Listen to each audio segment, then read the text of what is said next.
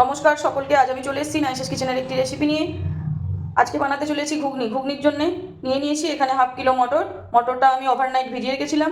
আপনারা চাইলে 4-5 ঘন্টাও ভিজিয়ে রাখতে পারেন, বাট ওভারনাইট ভিজিয়ে রাখলে মটরটা খুব ভালো হয়। দেখুন কত সুন্দর ফুলেছে। দুটো পেঁয়াজ কেটে নিয়েছি, দুটো বড় সাইজের আলু কেটে নিয়েছি, ধনেপাতা নিয়ে নিয়েছি পরিমাণ মতো, আদা রসুন পেস্ট, টমেটো একটা কেটে নিয়েছি, কাঁচা লঙ্কা পরিমাণ মতো কেটে নিয়েছি। কাঁচা লঙ্কাটা ঝালের জন্য আপনারা চাইলে আপনাদের মনের মতো করে ঝাল দিতে পারেন। নুন, সর্ষের তেল, হলুদ, 3টে এলাচ, 2টো দারচিনি, 4টে লং, অল্প পরিমাণ গোটা গোল, ধনে, গোটা জিরে পরিমাণ মতো। একটা কুকার নিয়ে নিয়েছি, কুকারের মধ্যে দিয়ে দেবো মটর, দিয়ে দেবো পরিমাণ মতো জল। জলটা পরিমাণ মতো দিতে হবে, বেশি জল হয়ে গেলে মটরটা বেশি সিদ্ধ হয়ে যাবে। সামান্য পরিমাণ হলুদ দিয়ে দেব। ঢাকনা বন্ধ করে দিলাম। গ্যাস অন করে কুকার বসিয়ে দিয়েছি। আমি পরপর 3টে সিটি দেব। অন্যদিকে আরেকটা গ্যাস অন করব। একটা ফ্রাই প্যানের মধ্যে গোটা মশলাগুলো ফ্রাই করে নেব।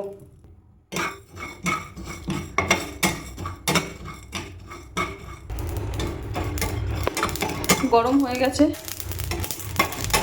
গেছে, গ্যাস বন্ধ করে দেব। এটা একটু ঠান্ডা হতে সময় দেব।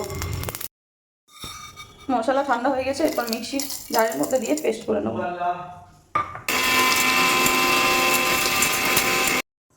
মশলা রেডি।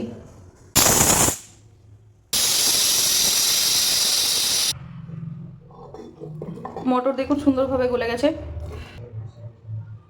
মটরটাকে এইভাবে একটু থেতো করে নেব।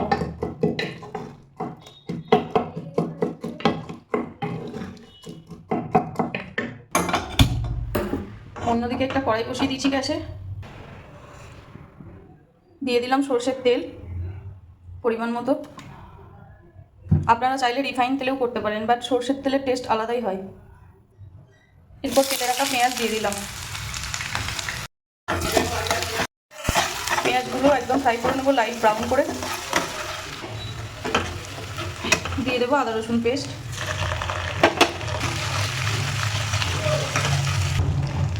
কাঁচা লঙ্কা, টমেটো,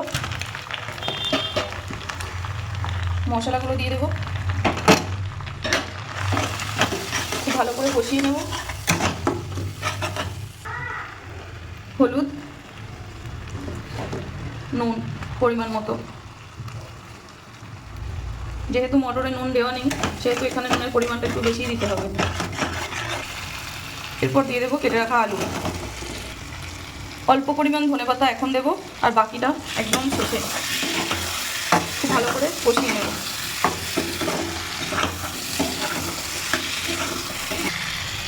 এরপর দিয়ে দেবো জল।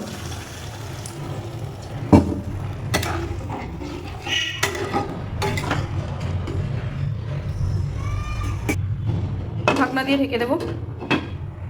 সিদ্ধ হতে দেবো 5 থেকে 7 মিনিট। ফিরে এলাম, দেখুন খুব সুন্দরভাবে টমেটো আলু সব গলে গেছে।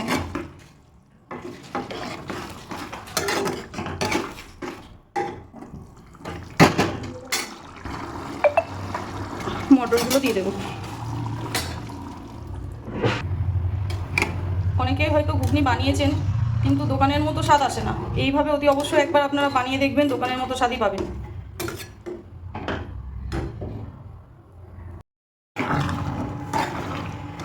এরপরে উপর থেকে দিয়ে দেবো ভেজে রাখা মশলাগুলো, দিয়ে দেবো ধনেপাতা,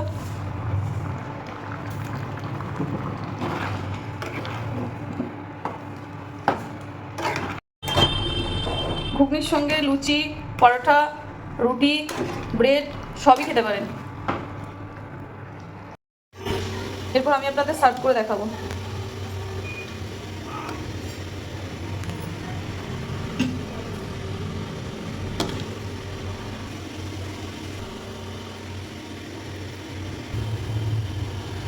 অতি অবশ্যই এই রেসিপিটি একবার হলেও ট্রাই করবেন। আশা করি আপনাদের খুব ভালো লাগবে। আর যারা আমার চ্যানেলটি এখনো পর্যন্ত সাবস্ক্রাইব করেনি তারা অতি অবশ্যই আমার চ্যানেলটিকে সাবস্ক্রাইব করে ফেলুন। যারা পেজ থেকে দেখছেন আমার পেজটিকে ফলো করে ফেলুন। ধন্যবাদ সকলকে।